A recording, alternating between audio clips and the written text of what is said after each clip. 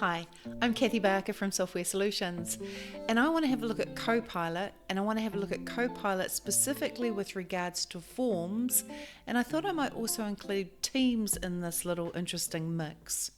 Forms is an application that comes with Microsoft Office 365, and it's a great application if you do need to create a form to collect information from others. Now, where Copilot becomes really useful with regards to forms is it will help you create the content of that form really quickly. It'll also help you if you're a little bit stuck as to what you should include in that form. It'll also improve the accuracy and the quality of that form, I find. So let's have a look. I'm first of all in a team. Let me go to this Teams option on the left-hand side, and I'm in this team here, and let's say I go to add a tab at the top of this team. Here are all my applications, and I just happen to have forms here. If you didn't, you could search for forms, or you could ask to see all, and you'd eventually find forms. So I'm going to choose forms. I can add an existing form to this team, but I'm actually going to create a new form. I'm going to name this form Employee Satisfaction, and I'll just click Save. So here's the start of my form, and immediately I have a prompt here which asks me, do you want to draft with Copilot? Describe what form you'd like to create, including content, purpose, intended audience, and any specific requirements to be considered. So the more information you can give it, the better. Watch my video on writing effective prompts. That'll be really helpful for this type of thing. But I'm just going to type draft a form to collect employee satisfaction feedback from all the employees in our organisation. If I was struggling to put this prompt together, I could actually choose view prompts. And here's some examples here. Design a volunteer sign-up form, draft an intake form, propose a town hall feedback survey, create an employee feedback survey for the HR department to assess. So I could actually use this prompt. And it's got a lot more detail than my prompt. You're allowed up to 2,000 characters, and this prompt is using 332. So I've still got room if I wanted to add more information to make this form really accurate and relevant to what I'm after. But I'm just going to click the Generate button. Immediately I can see all the information that Copilot has put together for me. And if I like this version of the information, I could just keep it. But if I felt like I'd like it to regenerate this information, I'll click the Regenerate button. At any point in time, you can click the Escape key to stop it from generating. But now I have a second version. I can use these chevrons to go back to the previous draft and to go back to the next draft. I can go back into this option here to edit the prompt and add more information. I might say that I need this form completed and returned by the 12th of October and generate. Here's the first draft given my refined prompt, and at the top I can see that it says it must be completed and returned by the 12th of October. Again, if I wasn't quite happy with this draft, I could actually ask it to regenerate it, and eventually you'll end up with a final product that you're happy with. So get it to regenerate. If you want to add more information, simply edit your prompt. If you wanted to discard it completely, the whole entire form, you just hit this discard option here and start again. You can also add more details just by clicking in here. So for example, I've got 7 questions. Please rewrite to have 12 questions and enter. And here's my draft, my third draft with 12 questions. The second draft only had 7. The first draft also had 7, but the third draft has got 12. So you can refine it here by adding more details. If I want to get rid of any particular question, I've got a little trash can to the right of each of the components of my form.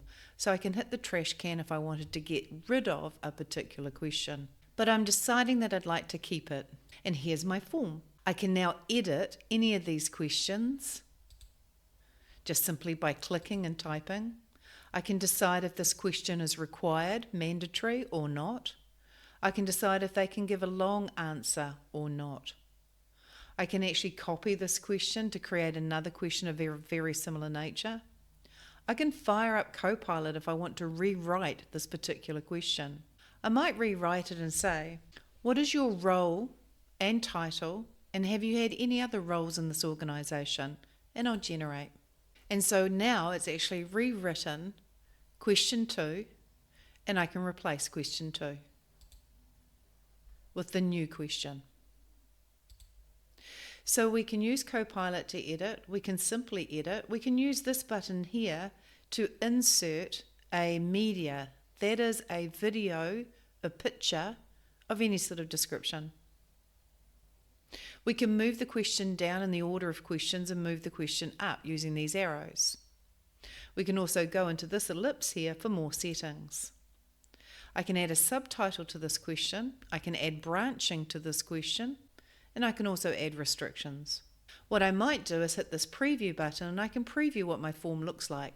So this is what people are going to see when they click the link to view my form, and they'll be able to submit the results when they click it. They can see how it's going to look on a computer or on a mobile device such as a phone or a tablet. And I can check how it's going to look. And I'll go back to computer. If I click the back button, I'll go back to the editor to continue designing my form. Besides the preview button, you have a style button. And if I click that, for example, I can choose a certain colour. So if my corporate colours are more sort of blue, I'll go for this option. And I've also got various styles in here as well. So I might choose this option. I can view all options. I can turn on background music, and I can add a different colour if I like as well. So there's various style options there, but I'll close that. When I preview my form, it now looks like this. And I can go start now. And I'll go back. If I look at collect responses, what I can do is say that anyone can respond, or only people in my organisation can respond, and a sign-in is required to validate who they are. It will record the person's name when they do respond to this form. I can insist that there's only one response per person, or instead of saying people in my organisation or anyone, I can choose specific people in Software Solutions can respond. I've got a link here that I can share, and I can shorten that link by clicking this option before I copy the link and share it with people. I can put this link anywhere. I could put it on a website, I could put it in a chat, I could put it in an email. So share the link wherever necessary. Or alternatively, I could actually email this particular invitation to everybody in my organisation, a specific person, and I could use Outlook to send the invitation, or I could use Teams to send the invitation. I can rewrite the introductory paragraph using this button here, and then just click send. Or I might decide I want to share this particular feedback form using a QR code. If I click here, here's a QR code that I could then download, put on my website, put it anywhere at all, and people can just scan it and fill in the form. Or here we have the ability to embed code into your website so that the form becomes embedded in your website, and you can copy that. So 3 different ways, well, including copy link, 4 different ways that you can share information. I'm just going to copy the link. If I close this, I also have the ability to present the form. And so this will do a presentation where people can fill in the form. But I'll close out of here. Over here is an ellipse where I've got more options. I can invite others to collaborate on this form with me, or I can duplicate this form because we need a couple of forms and they're very similar in their appearance. If I go into settings, I've got settings like who can fill in the form, responses, might have a certain start date, might have a certain end date. I can set a duration as well. All sorts of responses can be set in here. If I go back into the ellipse, print the form. Let's look at responses. When people respond to this form, you can go to responses and you'll see how many responses you've received. You'll also see the average time it's taken them to fill in the form and whether the form is currently active or not.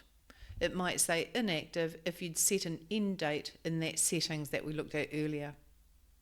You can also export the results, the responses, to Excel. And in Excel you could pivot those responses or filter those responses and analyze those responses.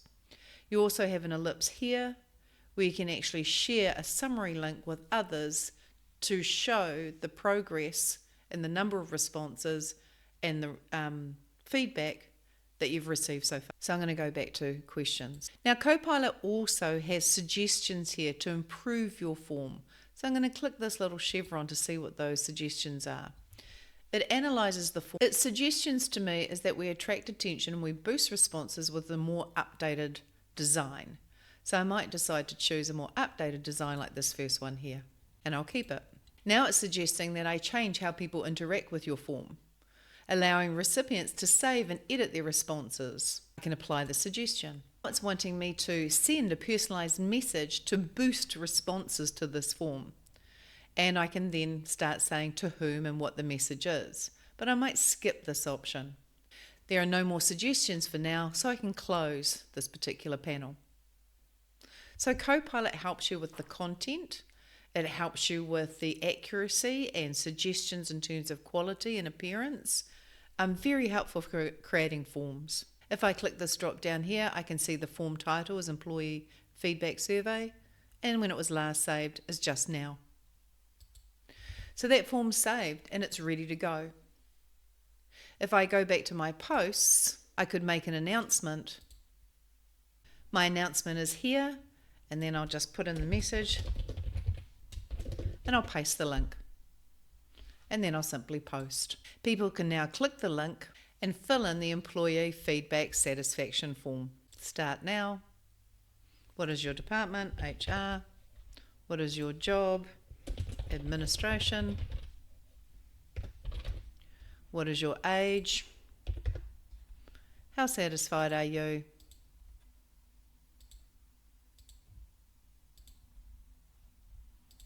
Nice and easy to fill in. When I click submit, results are submitted. Let me just close this form and have a look at the results.